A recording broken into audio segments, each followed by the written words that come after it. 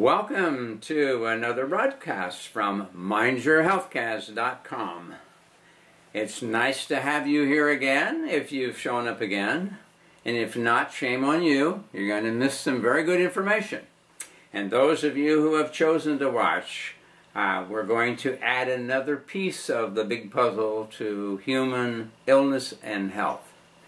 Now, I'm calling the broadcast today Sick Soil, Sick Food, Sick People. Unfortunately, that's the major status of our condition today. And so we're going to be talking a bit more toward the soil side. Now, last time we were talking about measuring health and approaches to it, and we talked about the work of Dr. Carrie Reams, and so we'll be talking about it a bit more today, because he was one of the big players in getting back to the soil and having good soil to grow good food, and also a way to measure health in the human and tell if you're moving toward health and what it takes to get you there. Now, there's a lot of complex pieces that we need to look at, and I want you to know, first of all, that there's hardly anything new. It's generally old information that gets refurbished or renamed and reclaimed by somebody else, and they think that they have found something new, but I've just been spending a lot of hours in recent months, actually, and maybe the last year or so, in going back into the last 200 years of American history as it relates to health and medicine. And it's really eye-opening when you get textbooks by the old eclectic school of medicine and by the Thomsonian school and the homeopathic and allopathic and osteopathic, etc., and look at what they knew back then and how the battles went back then. It's not new that the one group of people in the medical field want exclusive control and have always tried to force out the other groups. And unfortunately, I think the worst one prevailed. Actually, I think eclectic medicine would have been a better one to prevail. And we didn't really talk, a long time ago I talked about the different schools of medicine. I didn't talk about eclectic very much even then. And at some point we will probably get again into the different approaches to health and sickness and healing, etc., and look at the theories behind it. Now, today we will mention a bit about the modern theory and the counter side of that, and that will be good because we'll be tying it together with the idea of the soil and health and so forth. Now, even the idea of soil and health is not new. It goes back a long time.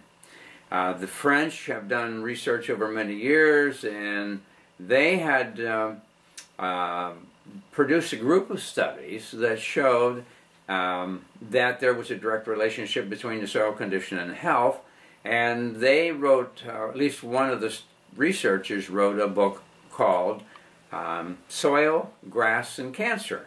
And they realized that if plants grew in soil that was deficient, and animals or humans ate those plants, they could develop cancer because of the missing elements. So it's not a new idea because this work goes way back, but yet at the same time it's been pretty much ignored except for a handful. And I mentioned before also that in this country it was discovered at the turn of the century that we had a big deficiency problem developed because of the soil issues, and that some doctors recognized that when they could measure and correct the soil and have people eat food grown in good soil, they actually either regained their health or they didn't get sick in the first place. Now, I'm not saying that somebody might not pick up something now and then, but I don't really think that we've seen anybody super healthy in a long, long time, so we really don't have anything to measure it by. It's interesting how in each generation you shrink away from past knowledge and begin to think that whatever you see now and experience now is the way things always were. And of course, there's been a big move in this country, and maybe the world, to get away from studying history. And of course, studying history can cause discontent, because people suddenly say, wait a minute, if we had that before, why don't we have that now? And there are interests that would rather that not be. And anyhow, we're going to not get into that so much, but we're going to really get into some of the core ideas about the soil, and I'm going to give you a couple of resources to give you some really good information, and I think you're going to find it interesting, and I hope provocative enough that it's going to cause you to start looking into the whole area yourself. Now, I get on the internet a lot. There's a tremendous amount of information there, and one of the best things that's ever happened in terms for me is, used to be I had to go out and buy huge amounts of books if I wanted to study a subject, because there was no other place to get the information.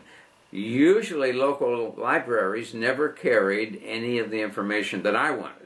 I finally didn't even bother having a library card anymore, because every book I wanted they didn't carry. I ended up having to try to track it down and order it. Now with the internet, not only can I get instant information, but even material that's out of print, many times now it's available either to purchase or many times even free to get a copy of that material. And to me, it's just really fascinating. It's the most exciting thing. Usually in an hour or two of research, I can do the equivalent of what used to take me days and sometimes weeks to get the information together, if at all, because even sometimes I found a book cited, but I never could find the book. It was out of print and nobody had it listed anywhere. And so it became a big disappointment sometimes when I would be pursuing a subject. But now it's just, there's so much out there. The only thing about it is, of course, you have to become knowledgeable enough to sort it all out, because you're going to find conflicting ideas. One person will say you must always do something, and another person said, nah, you never do it. And so you have to learn to look at enough sources and the credibility of the people presenting that information. And I've run into some sites where the person, it would appear to me, had no background in science at all, but felt a lot of arrogance and comfort in aligning themselves with what they considered to be the right side, even though they had no way of measuring to know if that's true, and then coming off being a critic of other people based not on their own thinking, but information they gleaned from some other critic, and they think all of a sudden that that person represents the whole story. But more often than not, those particular types of sites, and I've run into several of them, are only parroting what someone else has said that is a super critic. And I will alert you when you get on the internet, if you haven't done a lot of searching, that there is a couple of sites. One has to do with the skeptics and the other has to do with quackery. And so the people who operate those sites are pretty ignorant and narrow. In fact, one of them, I get the feeling, is probably paid off by pharmaceutical interests to try to disrupt as much as possible. For example, I was looking up the concept or field of pulsed electromagnetic therapy, and I brought up a search on Google that had pages and pages of places that either had information or that are currently doing research, including many universities, etc., doing all this research, and even one or more devices that already have been approved by the FDA that work on the basis of pulsed electromagnetic therapy. And they're stuck in the middle of this group of information is one from the Quackwatch, who said there is absolutely, it's all hogwash, there's absolutely no studies, no research to indicate that there's any benefit in pulsed electromagnetic therapy. And his little quote is in the center of like 10,000 citations from universities and various types of research studies showing not only that there is, but there's actually been equipment that has been approved for it. And so that shows to me how ignorant this person is. And of course, I know who the person is. And I know something about the background. And I think he's just a mouthpiece and being paid to go out and discredit as much as possible, or attempt to discredit anything that takes people away from taking drugs and so forth. So I just want you to be alerted to that you're going to see his name or his Quackwatch site pop up in the middle of almost everything that has to do with natural health or nutrition, or, as I say, magnetic therapies, electromagnetic therapies. You're going to find that there. So just be aware that you probably, and it's up to you, I mean, if you want to accept what he has to say, that's fine, but you're going to find that surrounding his citation is usually hundreds, if not thousands, that actually go against it. And I say he either has to be blind in his eyes or blind in his mind to stick with that in the middle of all these citations that says there is benefit. So just giving you that, because I want you to get on the internet and I want you to search out all this information. And part of my whole idea of doing broadcasts is to wake people up and give them information that's challenging, provocative, and get them looking to find out. Now, this whole thing of health, as you know, has become critical in this country, if not the world. Last year, we spent $2.7 trillion as a sick bill. And I keep asking the question, are we healthier? And of course not, because every year more people are sick with more serious problems, and the cost goes up. In fact, the medical field costs have increased percentage-wise more than any other industry. And I do say industry because the health field has become an industry, in particular, modern medicine. Now, I'm not putting down medicine in general. There are some people, some researchers, some doctors that have come up with some very good things. I especially believe that surgery has advanced more probably than any other area in terms of repairing damage, birth defects, things of that nature, and their techniques that they've developed have become outlandish in terms of making improvements. So I'm very much for good surgery if indicated. Now, unfortunately, like everything else, it becomes abused. There's an old saying, if the only tool you have is a hammer, everything starts to look like a nail. So to a surgeon, everything looks like it needs to be cut because his tool is a scalpel. So there are, in my mind, abuses, and I've known of cases where doctors have actually been removed from having hospital privileges because it was known by even the other doctors and surgeons that they were abusing surgery with their patients. So it can be abused like everything else, but not to say that they haven't made some tremendous advances. Apart from that, internal medicine is a dismal failure. People are sicker than ever, with more chronic illnesses than ever, and are coming on earlier in life than ever. Now, anybody who would dispute that has been sitting with their eyes and ears closed. Even medicine themselves. I've heard people interviewed and said, I can't understand. We supposedly have the most advanced medical system in the world, and yet we're sicker than ever. What's going on? Well, what's going on is we are not addressing the cause, the real problem, and therefore, by dancing around that, and unfortunately a lot of money is made in doing that, we're not getting people well. Now, we are covering symptoms sometimes, and paying a price for it. All you have to do is get on TV and watch any of the commercials for drugs, and you're going to find for every symptom that is managed, there's about 5 to 10 very serious other issues that are created in the body. The development of blood clots, strokes, cardiovascular damage, death. I mean, those don't sound like very good prices to pay so that your nose won't drip. And it just goes on and on. You take something for heartburn, but of course, it's too much acid. I mean, that's the theory. And therefore, you take this chemical that turns off acid production.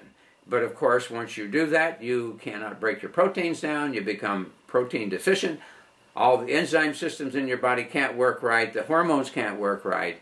You can't rebuild the body because if you can't break down the protein, you can't get the amino acids. If you can't get the amino acids, you can't rebuild the muscles, including the heart muscle. So there's a big price to pay for all that. But people don't think of that because they think, oh, well, gee, now I don't feel this reflux or this heartburn by taking this.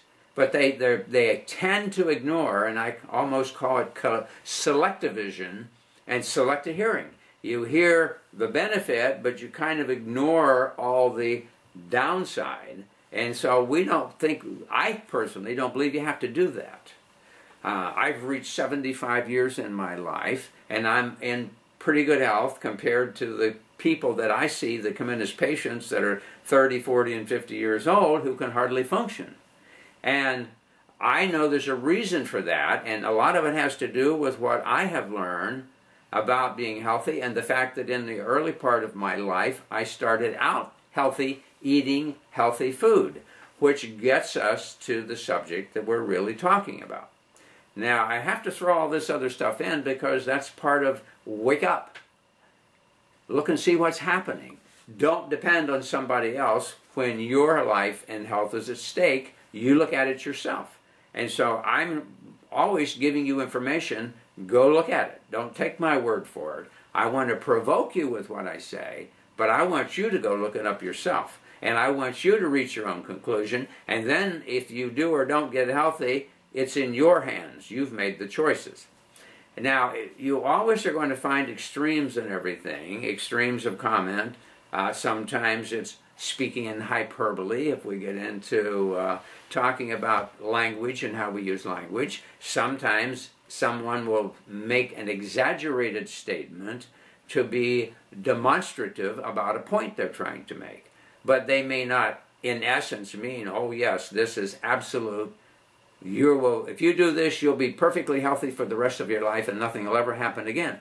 Now, that's a pretty broad, strong statement. And so, in most cases, that's not true. There's a lot of things can happen. But in general, there's a principle. And that principle you need to understand is that if you're going to be healthy, you have to have healthy food. And the way to get healthy food is to grow it in healthy soil. If you don't have healthy soil, you're in big trouble. That was discovered way back, if you've heard some of my previous broadcasts, way back in the turn of the century, the early 1900s. A lot of doctors found that out. And when they saw they couldn't get people well, they saw illnesses increasing that had not been around before or were totally way out of hand as to how many people are getting it, like cardiovascular problems, cancer, and so forth. So it became a big problem way back then. But here it is another 100 years later, and instead of us having recognized the problem and improved it, it's actually worse. We have more people sick with more degenerative problems beginning earlier in life than ever before. And even medicine has made the comment, this may be the first generation right now that will live less or shorter life than their parents and be sicker. Now, I didn't make the statement, they did. They're recognizing that it's a failure. Medicine is only left with one alternative, and when I say medicine, I'm talking about modern medicine, the standard form of medicine. The only thing left is, because internal medicine is such a dismal failure, is now organ transplants. In the mind of much of medicine now is the idea that eventually everybody's going to have one or more organ transplants because the organs are degenerating and falling apart, and the more they drug people to try to cover the symptoms, the more it happens. So ultimately, the only thing left is to replace the organ, like a car engine, you know. When the generator goes bad, you just take it out and put a new one in, or a rebuilt one, as the case might be. And so with humans, we're now getting to the point that we think, well, you know, if the liver's going, the only thing left to do is to do a liver transplant.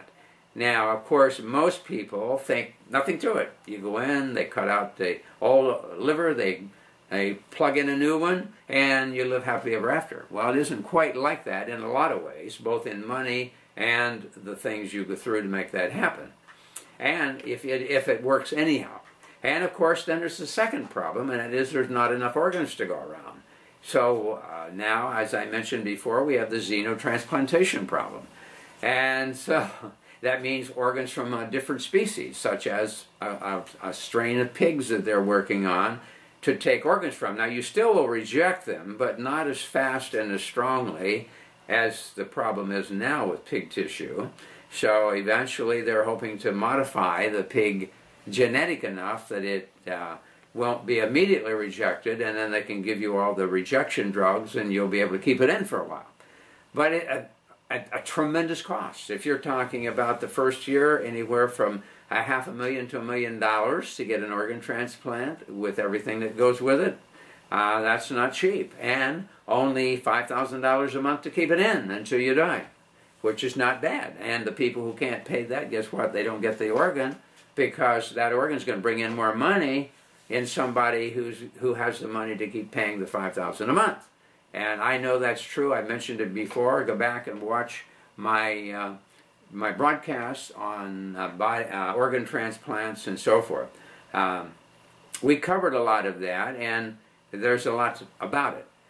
Now, I'm going to use as the center of what I'm talking about here. And again, we don't have time because we've been shortening the broadcast some because people don't have the time, or I guess they get bored or tired of watching a long broadcast, whatever it is. And so we cut them back just a little bit. Anyhow, one of the key things that we want to look at is a book called Never Be Sick Again. It's kind of an interesting book. It's called, subtitle-wise, Health is a Choice, Learn How to Choose It. And also, one disease, two causes, six pathways. That's the hypothesis of the author. The author is a man by the name of Raymond Francis, F-R-A-N-C-I-S, who has a master's degree in science. I guess he graduated from MIT. Very high-level school with a lot of high-quality information.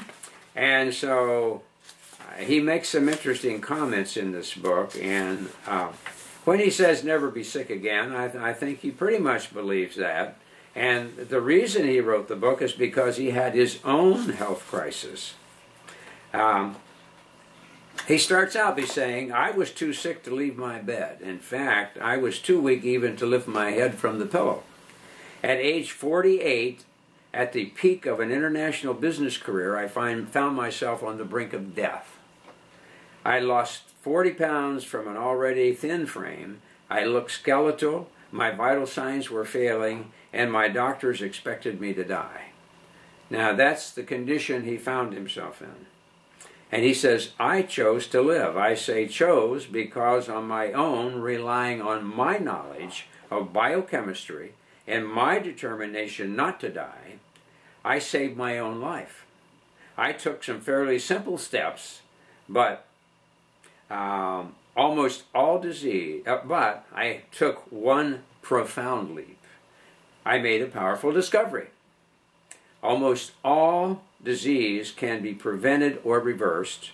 As a result, health is a choice and no one has to be sick. This book presents an entirely new theory of health and disease that will ultimately change the way medicine is practiced. This book offers a revolutionary way on to prevent health, to perceive health, a guidebook for living based on cutting-edge science that is simple to understand. This guide gives you the power to control your own health in a way that you perhaps never imagined possible. Now, these are some pretty bold statements. Here's a guy on his deathbed who finally realized that everything medicine was doing was not only not helping him, but likely making him worse, until he was about ready to pass over, and he decided, uh-oh, that's it. I'm going to take charge. Now, I've known of other cases of that too, but I thought it's interesting because, first of all, what he says here is not new. It was new to him because, he had been used to regular medicine. If you got a set of symptoms, you go see the doctor, and the doctor collects those symptoms and says, well, gee, I think you have blah, blah, blah, and therefore I'm going to give you these drugs. Now, remember, and I've emphasized this before, but I don't know if it catches. Remember, the drugs are not aimed at correcting the problem. The drugs are aimed at managing the symptoms. If you look at any book anywhere in the world on medicine, any of the journals, you're going to, and now we're talking about modern medicine, you're going to find that every drug that's advertised or that's talked about being researched, it will say, for the management of the symptoms of blah, blah, blah. Doesn't say for the cure, it says for the management of the symptoms of. Now, I think it's very difficult yet for people to separate and get the idea that symptoms are not a disease. Symptoms are what your body is doing to try to deal with a problem. Now, they're uncomfortable. Remember, I keep saying inflammation is redness, heat, swelling, and pain. The old 4 symptoms of inflammation. Now, is inflammation bad? No. Inflammation is your body's immune system trying to get rid of something. And if it's particularly bad, there's a 5th that pops in, which is fever. Now, there are drugs that will turn off the immune system and stop those symptoms, but have they taken care of the problem? No. If you cover it over, you stop the body from attempting to get rid of the problem they had. Now, I know that's difficult sometimes to grasp because we keep thinking of miracle drugs. Well, they are.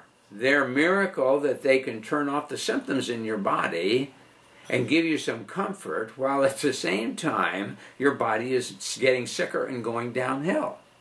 What is the proof of that? Look at the health of everybody. After all these years and trillions of dollars, are people better? Of course not. They're sicker, and younger they're getting sick. When you have 6 to 8 year old kids getting type 2 diabetes, which years ago only occurred in very elderly people, something is wrong. When you have gallbladders being taken out in the teens of kids, something is wrong. When they have heart attacks in the teens, something is wrong. When they have strokes in the 20s, something is wrong. These are old age illnesses in degenerative bodies. Now, what's wrong? I need you to ponder that. Anyhow, this guy realized that medicine could not help him, but he was smart enough to not give up and just let them treat him to death. He decided to take his health in his own hands. And in so doing, he got well. But he recognized something, that sickness, there's only one sickness. And that's what he said, one disease. And who said that many years ago? Dr. Tilden. I've mentioned him before. There's only one illness. It's toxicity. Toxicity is the illness that most people get, but they can't get rid of it because what is the real problem behind that is nutrition. They don't have the capability, the body can't function well enough to get rid of it. So really, it's a dual thing. It's poor nutrition and overexposure to toxins. That's where the illness comes from. But Dr. Tilden said toxemia is the one disease. Everything else springs out of your body becoming toxic and blocked till it cannot function properly. Back when Tilden wrote that in the 20s, food, there were still some places around you could get good food. It was getting less and less, but there were some. But now there's almost none. All the food out on the market's pretty bad. So anyhow, this is a good book to read to kind of open your eyes. Now, I think he does a pretty good job. Here's a man who is basically a scientist, and all of a sudden he gets sick, and medicine's doing nothing for him. He's finally on his deathbed, and he decides, wait a minute, I'm going to take charge. And he did.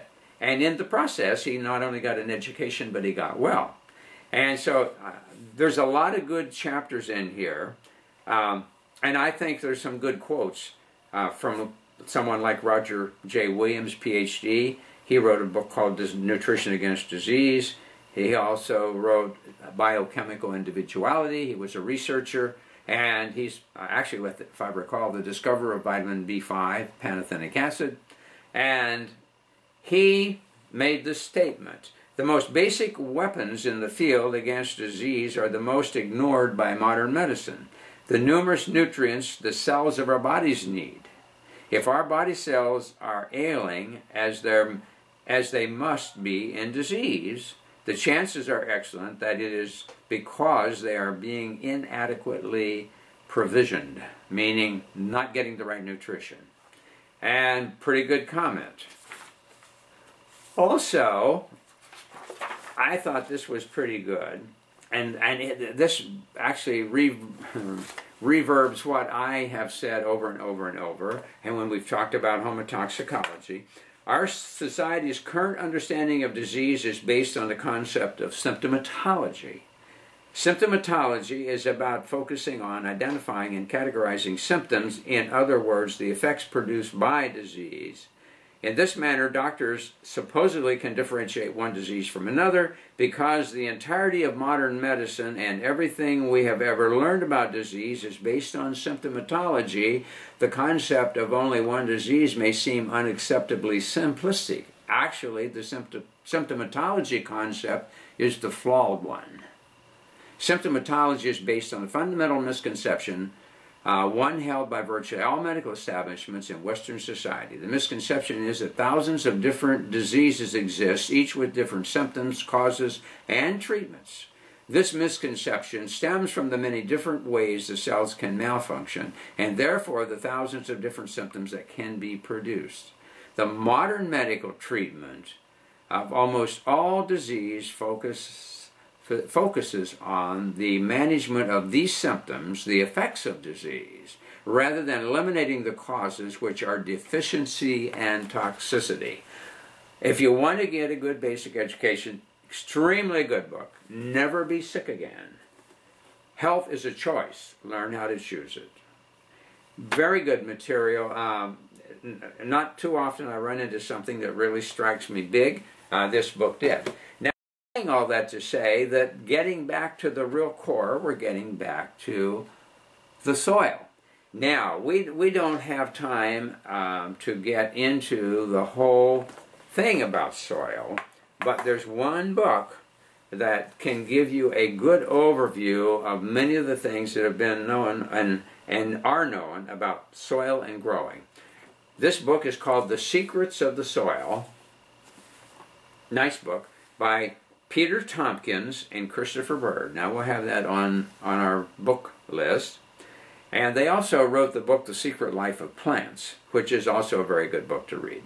Now this book says it's a fascinating account of recent breakthroughs, scientific and spiritual, that can save your garden or farm, making our food fit to eat. Now he has all kinds of things that have been discovered about the soil and about how to correct it. Now, I met Christopher Bird before. Unfortunately, he's now dead, which brings up another issue. I was just thinking the other day that a huge group of people I've studied with or known over the years, like this guy who wrote a lot of good books and a lot of good information, did not follow through on their own life, and many of them died young. The one doctor I went on all the German trips with out of Canada, he was German himself, but was raised in Canada. And he took us on several trips to Germany. I did 7 of them. And unfortunately, he died at 52 of liver failure. And why was that? Because of his lifestyle. He actually did not take care of himself. And I don't know how many people have written very good books about health and things you should know and do, but did not do them in their own life. And so I've watched a pile. One of the guys I studied with and again was involved with the German study trips, dropped dead at age 47 with AIDS. And I don't know how many people I've known who have died in their 50s and 60s. I just heard some more people just recently. And so they're dropping dead because they didn't follow what they knew. And that's the problem. See, we live in a world, everybody's in a hurry. Everybody needs to get someplace, they think, and so they don't want to be bothered. They want the fast fix for everything, and it just doesn't work that way. So at any rate, if you really want to get into the secrets of the soil, this is the one. Now, there's different theories about the soil and different approaches, and the one that I kind of favor is the one by Kerry Reams. Now, I mentioned last broadcast that he was from Orlando originally. He started out as a biochemist and correcting soil, and later got into how it applied to human health, called the biological theory of ionization that he developed. And at any rate, whether the theory itself was exactly accurate, the practicum was that it worked. It worked in correcting the soil, and it worked in growing good food, and it worked in getting people well. And so this writer, who has a PhD, and he's a doctor of osteopathy, is writing an evaluation of Kerry Reams' testing on the soil. And he says, the Reams soil test was developed to reflect in the test values characteristics actually observed in the field, including soil compaction and tilth, weed and pest problems, crop quality and yield, and overall stability of the soil and plant nutrients. No other testing system can make such a claim. Reams adapted a system that closely resembled the biologically soluble level of major nutrients. Now, Reams established a list of nutrients that were very important, and he developed ratios by observing nature and evaluating the soil in conjunction with such observation. Consequently, using Reams soil tests, many soil characteristics can be identified before one sets foot in the field. In other words, if you just have a sample of the soil, you already know a lot about it if you use his testing methods. And so there is a laboratory that worked in conjunction with Reams and developed the testing equipment to test the soil and actually verified things that he found out. And they even have a big article on their website. It's called International Ag Labs, AG Labs. And here's an article that they put on their site called Human Health Starts in the Soil, which is true. You have to correct the soil. The quest for nutrient density. See, that's the problem. If the food growing doesn't have a lot of nutrients in it, it doesn't do a whole lot in your body, because then you end up being deficient. And humus, which is the other big discovery, that the humic acids, in particular fulvic acid, are extremely important in the soil to chelate the minerals out of the soil, put them in the plant, so that you can get them in your body if the soil has the minerals. So that's the big problem, and so Dr. Reams worked at correcting the soil so the minerals were there. They found that out back in the 1920s and 30s. Remember, I told you about the government document was printed in 1936 on modern Miracle Man that had to do with the minerals in the soil so that the proper nutrients were there. And so that's a big problem. And then, of course, the other is the methods that have developed today in growing, unfortunately, have made a mess, because now we grow sick food. Now, I want you to understand this. When you grow sick food in deficient soil, you have sick plants that, guess what? They attract insects, because what do insects do? They get rid of food that is poor quality, sick, and deficient. Now, keep that in mind. Insects attack poor quality plants that are sick to get rid of them. Now, a lot of people may not, it's water time again. A lot of people may not realize that. But you know, I've even heard people who talk about growing their own food and saying, well, we don't want to use these terrible chemical pesticides because we know how bad they are. So we want to use natural pesticides. You don't have to kill pests if you're growing healthy food, because they don't bother the healthy plants. They ignore them and go for the sick plants. Now, that's already been shown to be true.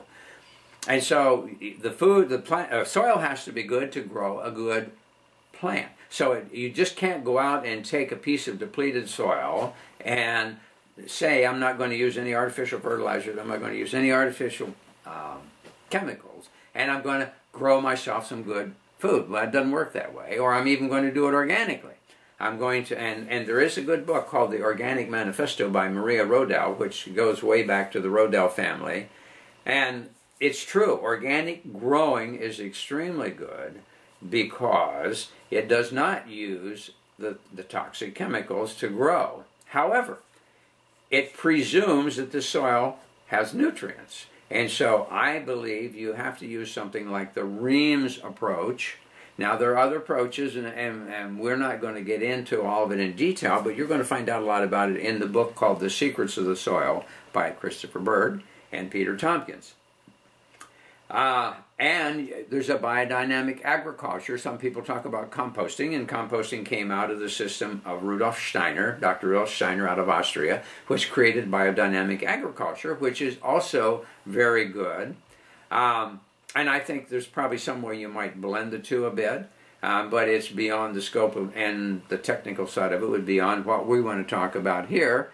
But you'll be finding out about that. You're going to find out about the energetic side of it, the work of T. Galen Hieronymus and Peter Kelly and some of these people.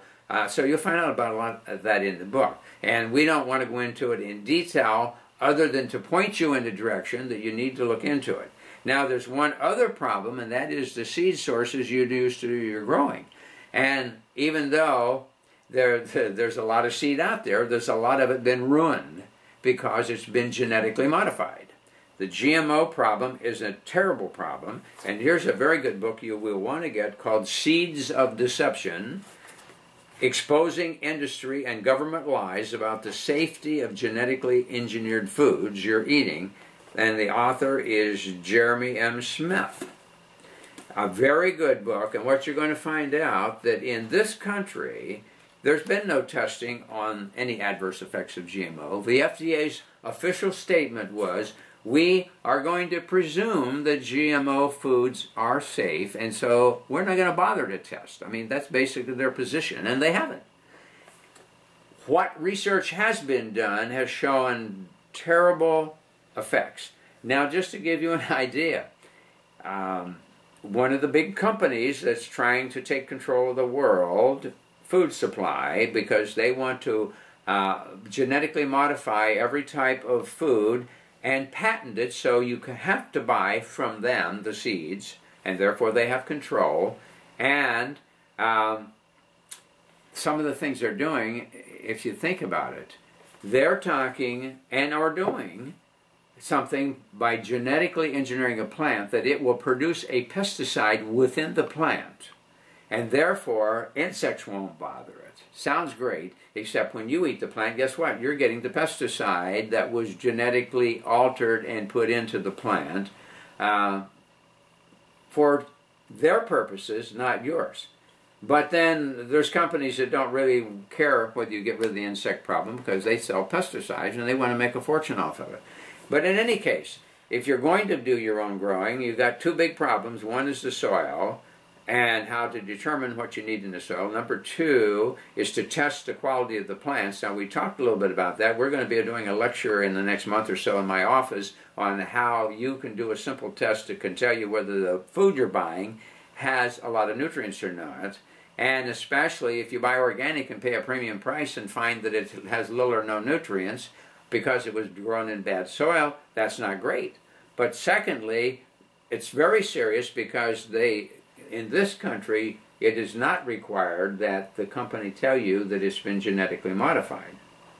And in fact, in the big company, Monsanto, I mentioned their name because it's been in the news all over, threatened to sue Connecticut because they were going to pass a law to force them to put on the plant, on their seed, that it's been genetically modified.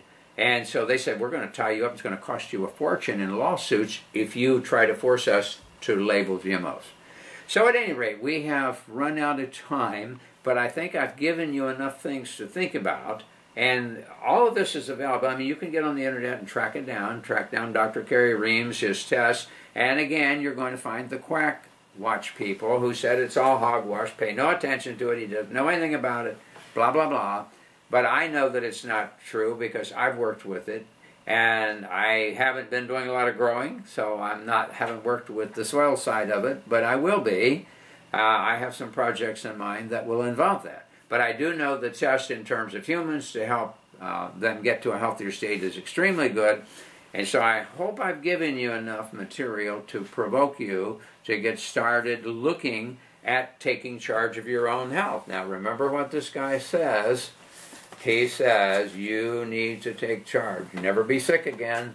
You need to choose to take charge of your health and be healthy.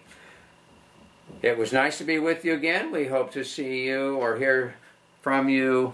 Some of you I've seen that watch the program, and I've heard from some either on the website or on the YouTube. And at any rate, and if you have questions, you can post the questions and we'll get to them as soon as possible. And we look forward to our next broadcast. So in the meantime, be healthy.